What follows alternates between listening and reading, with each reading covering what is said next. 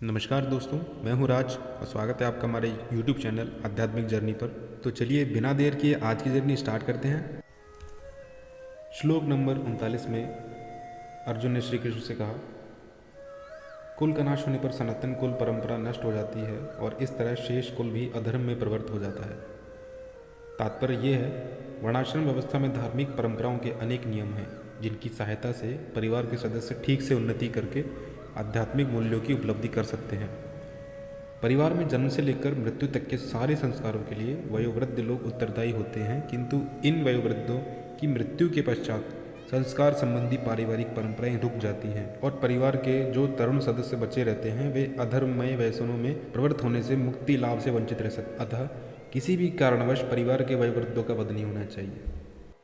श्लोक नंबर 40 में अर्जुन ने कहा, हे कृष्ण, जब कुल में अधर्म प्रमुख हो जाता है तो कुल की स्त्रियां दूषित हो जाती हैं और स्त्रीत्व के पतन से हे वृष्णिवंशी अवांछित संतानें उत्पन्न होती है। तात्पर्य, जीवन में शांति, सुख अथवा आध्यात्मिक उन्नति का मुख्य सिद्धांत मानव समाज में अच्छी संतान का होना है। वर्णाश्रम धर्म के नियम इस प्रकार बनाए गए थे कि राज्य तथा जाति की आध्यात्मिक उन्नति के लिए समाज में अच्छी संतान उत्पन्न हो। ऐसी संतान समाज में स्त्री के सतीत्व और उसकी निष्ठा पर निर्भर करती है। जिस प्रकार बालक सरलता से कुमारगामी बन जाते हैं, उसी प्रकार स्त्रियां भी पतोन्मुखी होती हैं। अतः बालकों तथा स्त्रियों दोनों को ही समाज के वयोवृद्धों का संरक्षण आवश्यक है। स्त्रियां विभिन्न धार्मिक प्रथाओं में संलग्न रहने पर व्याभिचारिणी नहीं होंगी।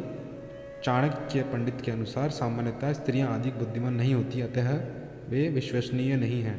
इसलिए उन्हें विविध कुल परंपराओं में व्यस्त रहना चाहिए और इस तरह उनके सतीत्व और अनुरक्ति से ऐसी संतान जन्मेंगी जो वर्णाश्रम धर्म में भाग लेने के लिए योग्य होंगी। ऐसे वर्णाश्रम धर्म के विनाश से यह स्वाभाविक है कि स्त्रियां स्वतंत्रता पूर्वक पुरुष से मिल सकेंगी और व्याभिचार को आश्रय मिलेगा, जिससे अवांछित संतानें उत्पन्न होंगी।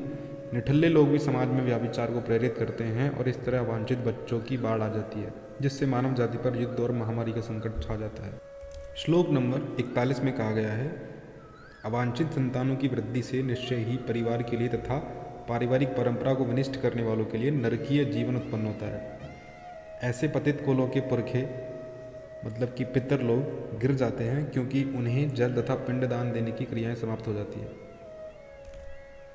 तात्पर्य ये है, सकाम कर्म के विधि विधानों के अनुसार कुल के पितरों को समय समय पर जल तथा पिंडदान दिया जाना चाहिए।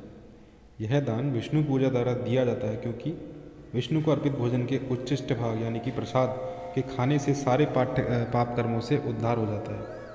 कभी कभी पितृगण विविध प्रकार के पाप कर्मों से ग्रस्त हो सकते हैं और कभी कभी उनमें से कुछ को स्थूल शरीर प्राप्त न हो सकने के कारण उन्हें प्रेतों के रूप में सूक्ष्म शरीर धारण करने के लिए बाध्य होना पड़ता है। अतः जब वंशजों द्वारा पितरों को बचा प्रसाद अर्पित किया जाता है तो उनका प्रेत योनि या अन्य प्रकार के दुखमय जीवन से उद्धार हो जाता है। पितर को इस तरह की सहायता पहुंचाना कुल परंपरा है और जो लोग भक्ति का जीवन यापन नहीं करते हैं उन्हें यह अनुष्ठान करने होते हैं।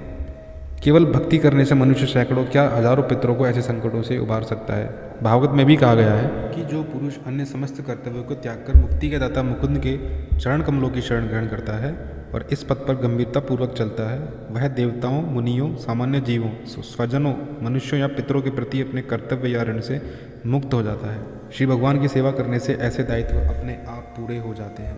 श्लोक नंबर 42 में कह रहे हैं, जो लोग कुल परंपरा को विनिष्ट करते हैं और इस तरह अवांछित संतानों को जन्म देते हैं, उनके दुष्कर्मों से समस्त प्रकार की सामुदायिक योजनाएं तथा पारिवारिक कल्याण कार्य विनिष्ट हो जाते हैं। सनातन धर्म या वर्णाश्रम धर्म द्वारा निर्धारित मानव समाज के चारों वर्णों के लिए सामुदायिक योजनाएं तथा पारिवारिक कल्याण कार्य इसलिए नियोजित हैं कि मनुष्य चरम मोक्ष को प्राप्त कर सके। अतः समाज के अनुत्तरदायी नायकों द्वारा सनातन धर्म परंपरा के विखंडन से उस समाज में अव्यवस्था फैलती है। फल स्वरूप लोग जीवन के उद्देश्य विष्णु को भूल जाते हैं। ऐसे नायक अंधे कहलाते हैं और जो लोग इनका अनुगमन करते हैं वे निश्चय ही कुव्यवस्था की ओर अग्रसर होते हैं। तो दोस्तों, आज की वीडियो में बस इतना ही। मिलते हैं एक नए वीडियो में, तब तक के लिए नमस्कार।